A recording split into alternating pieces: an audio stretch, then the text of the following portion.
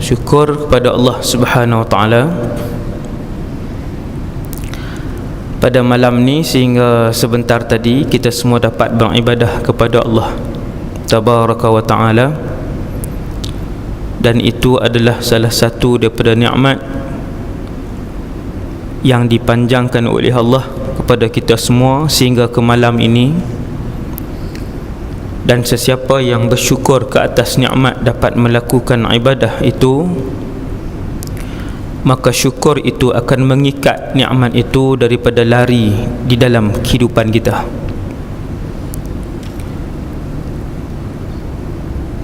Lau kanatid dunya, kata Nabi, ta'dilu indallahi janaha ba'udah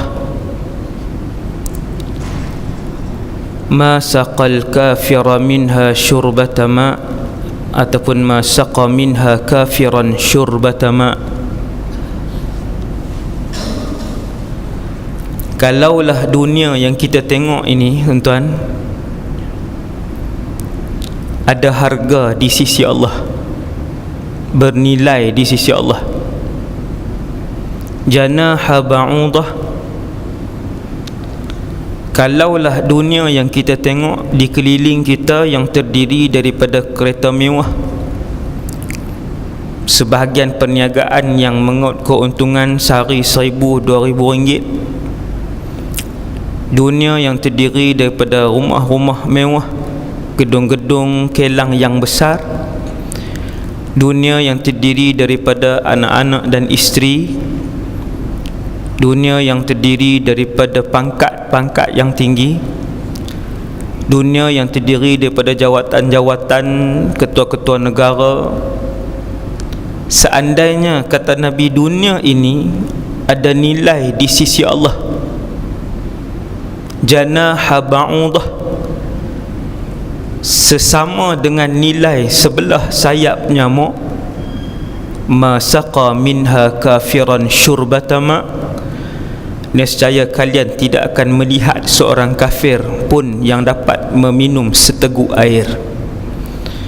Disebabkan dunia ini tidak ada harga di sisi Allah, disebabkan dunia ini tidak pernah dipandang oleh Allah, maka dengan sebab itulah orang yang mensyirikkan Allah setiap hari mereka juga dapat rezeki yang disebarkan oleh Allah Subhanahu wa Ta'ala di atas muka bumi ni. Nabi nak bagi tahu haqaratud dunya, betapa dunia ni tak bernilai, tempat singgah saja. Yang bernilai ialah apabila seseorang itu mendapat redha Allah, masuk dalam syurga Allah. Di sana bermulanya kehidupan seorang manusia bernilai di sisi Allah Subhanahu wa Ta'ala.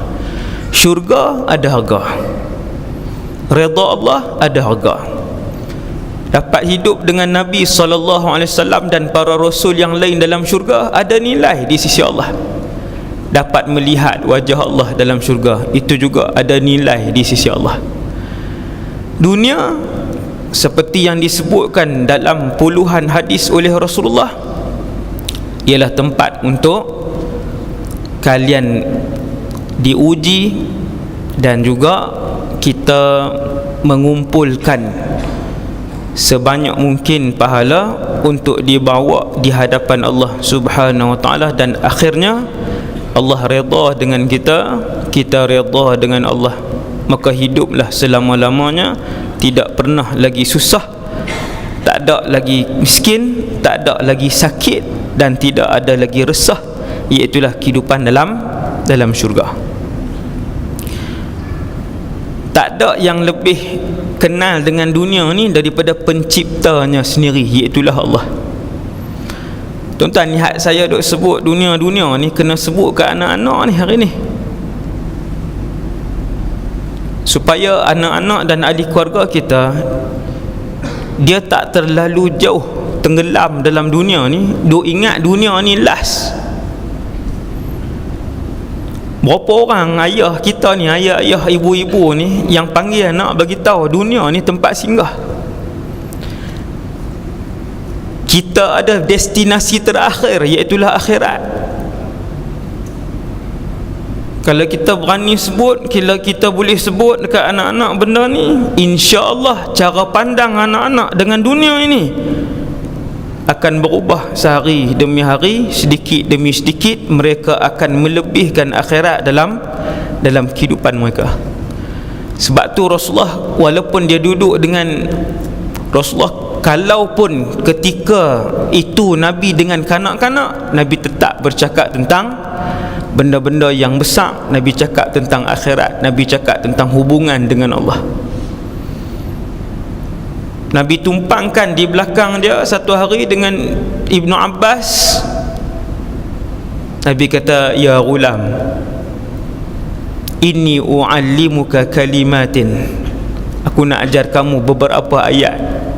Ihfazillah yahfazka, jagalah Allah, nescaya Allah akan memelihara dan menjaga kamu, melindungi kamu. Tinggi ayat tu, tinggi. Tapi budak tu baru sekolah rendah. Tuan, lain. Kalau ayah, kalau mak rajin sebut ke anak lebihkan akhirat, kalau mak dengan ayah rajin sebut dekat anak hidup kita ini destinasinya akhirat, kalau mak dengan ayah rajin sebut dekat anak supaya kejar redha Allah, cara hidup anak itu tak sama dengan anak-anak lain yang tak pernah disebut oleh ayah dia tentang hakikat dunia ni. Kita tak nak sebut. Bincang pasal handphone pernah, bincang pasal pelajaran pernah, bincang pasal nak pergi berjalan kat mana pernah, bincang pasal berniaga pernah, tapi bincang pasal akhirat tak pernah. Tak pernah. Lepas tu kita heran, kita main semayang, anak kita tak semayang. Kita heran, kita main kuliah, anak kita main game. Kita heran, kita main masjid, anak kita duduk atas jalan.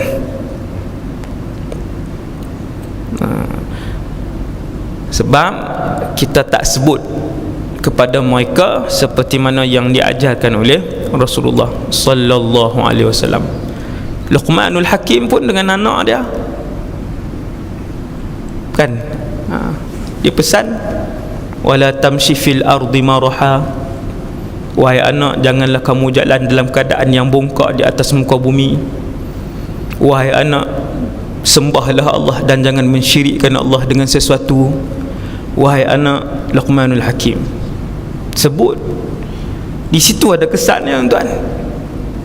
Kita duk belajar sebut, pandang muka anak, tengok mata anak, sebut, ayah nak kamu 8A kali ni SPM. Hak tu keram kan? Padahal ketika kita tanam cinta akhirat dalam diri anak, ketika kita tanam cinta Allah dan cinta Rasul dalam sanubari anak, kecintaan itu akan membuatkan mereka berjaya dengan cemerlang di dunia dan akhirat. Tu yang diajarkan oleh Nabi sallallahu alaihi wasallam. Maka Allah lah yang paling layak bercakap tentang hakikat dunia ni. Kalau kita nak tahu hakikat, hak kita duk tengok ni, kereta, motor, pokok, bukit, jalan raya, tol, bangunan, hak kita duk tengok ni, Allah Ta'ala sebut dalam Quran dengan ayat yang banyak, wa mal hayatud dunya illa mata'ul ghurur, dan tidaklah kehidupan dunia itu kecuali mata'ul ghurur, nikmat yang menipu. Tuhan beritahu, Allah Ta'ala beritahu hakikat dunia kepada kita dalam ayat lain yang begitu banyak. I'lamu annamal hayatud dunya la'ibun wa lahu wa zinah. I'lamu, ketahuilah. Lain baca Quran dengan tak reti dan baca Quran dengan tadabbur dan faham, lain, berbeza. Sebab tu seorang yang reti, ada ilmu, yang alim, lebih ditakuti oleh syaitan daripada 1000 orang ahli ibadah tapi tak ada ilmu. Bila satu orang yang mengaji, dia baca Quran, dia tengok tafsir, dia baca Quran, belajar tafsir dengan orang, dengan guru yang lain, dia baca Quran dengan tadabbur, baca Quran, tengok makna huraian. I'lamu annamal hayatud dunya la'ibun wa lahu. Allah Ta'ala kata, ketahuilah. Tuhan panggil kita, i'lamu, hei sekalian manusia, ketahuilah sesungguhnya kehidupan dunia ini la'ibun, hanya permainan semata-mata, walahun, dan kesemuanya sia-sia sahaja. Satu hari tak ada tuan-tuan, satu hari masjid ni tak ada, USJ ni tak ada, Semenanjung ni tak ada, bumi ini akan tiada suatu hari nanti keseluruhannya, dan sampai bila-bila, selama-lamanya, selepas akhirat tidak lagi kita pandang dan tidak akan lagi kita berjumpa dengan bumi ini. Yang akan kita tengok setiap hari adalah rumah-rumah, banglo-banglo dalam syurga selama-lamanya. Yang akan kita tengok setiap hari adalah suasana dan pemandangan dalam syurga selama-lamanya.